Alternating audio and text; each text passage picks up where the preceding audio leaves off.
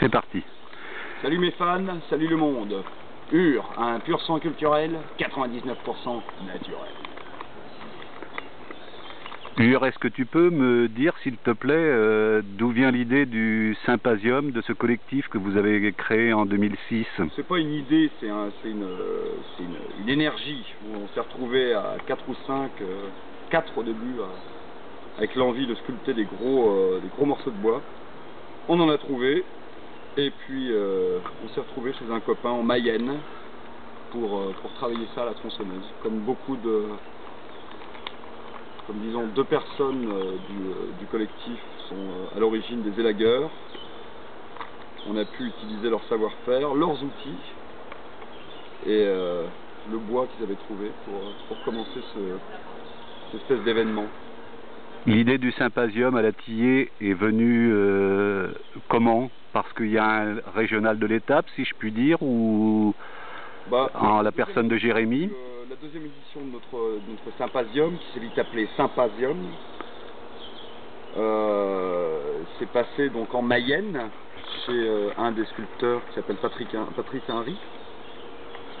Et on a été rejoint pour cette édition par Jérémy Langer, qui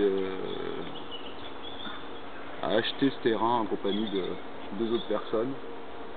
Et voilà, c'était le prétexte pour venir travailler ici. D'accord. Est-ce que tu peux me dire quel est ton parcours à toi personnellement? Comment tu es venu à cet art? Mon parcours à moi, il est long et mouvementé. Moi, je proviens de la bande dessinée. Mon premier dada à 13 ans, c'était la bande dessinée. Et après quelques années à dessiner le soir en rentrant de l'école et tout ça, j'ai fini par faire les beaux-arts de bande dessinée d'Angoulême, que j'ai très vite quitté pour me consacrer à la peinture. Et puis très vite, en 91, j'ai rencontré une femme américaine que j'ai suivie aux États-Unis. Je me suis installé à New York. J'ai beaucoup travaillé là-bas. J'étais assistant d'artistes relativement célèbres comme Bob Wilson ou Nam June Paik. Ça, c'est pour citer des gens. Et puis après une petite dizaine d'années là-bas, je suis revenu en France en 2003, un peu écœuré par l'épisode de la guerre en Irak. Et puis voilà, je continue mes activités de sculpteur, peintre, musicien, écrivaillon en France. C'est multidiscipline, multi-art. Est-ce qu'on en vit? On en vit, on en survit, on en meurt. Oui, moi j'en vis. Donc j'en vis pas grassement, mais je ne fais que ça. Est-ce que tu peux maintenant me dire comment s'est passé cette semaine à la Tillée? Est-ce que l'ambiance était sympa? Parce qu'a priori, il y a l'air d'y avoir... C'était absolument détestable. Ça ne m'étonne pas, oui. La plupart des sculpteurs sont de toute façon des gros salauds. Non, c'était super, évidemment, super endroit. On a échappé à la canicule en investissant ce petit sous-bois. Et c'était vraiment très très sympa, quoi. L'ambiance était impeccable, la logistique était au rendez-vous, l'intendance a bien suivi. Il n'y a eu qu'un blessé léger. Et non, c'était très très bien. On s'est attaqué à des bouts de bois énormes. C'était des défis assez fous, mais on a fini par les tenir. Et donc c'était un bon résultat.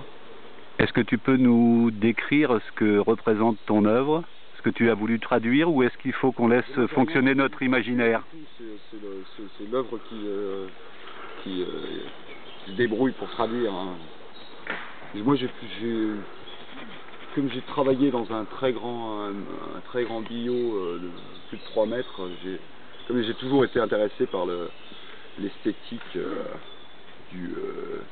de la sculpture italienne du 19e siècle, j'ai voulu retomber un peu retoucher les vieux mythes. En l'occurrence, il s'agit de David et Goliath. Alors on a Goliath qui se tient un peu pâteau, comme ça, mais pâteau mais bienveillant au-dessus de... Est-ce que David va finir par le vaincre? Oh, je sais pas, disons que pour le moment ils sont ils sont encore copains là. Il n'y a pas encore de... Ou peut-être que c'est une réconciliation de David avec Goliath. Mais bon, il n'y a pas d'autre message que celui du gigantisme bonhomme. Celui que tu viens de prononcer est un chouette message. La réconciliation, c'est très fort. Pour terminer, moi je voudrais vous remercier tous de l'accueil que vous m'avez réservé cette semaine, parce que je vous ai suivi assez régulièrement. Je vous ai sûrement embêté des fois, mais je voulais vous remercier de cet accueil, et plus particulièrement à toi, Ur. Ton introduction de vidéo est assez parlante. Je t'ai trouvé très rustre au départ, et je crois que derrière cette dureté de personnage, il y a quelqu'un qui cache un cœur d'enfant. Je n'irai pas jusque-là, mais se cache, à mon avis, un mec très bien. Clip de fin, merci Ur, merci pour tout.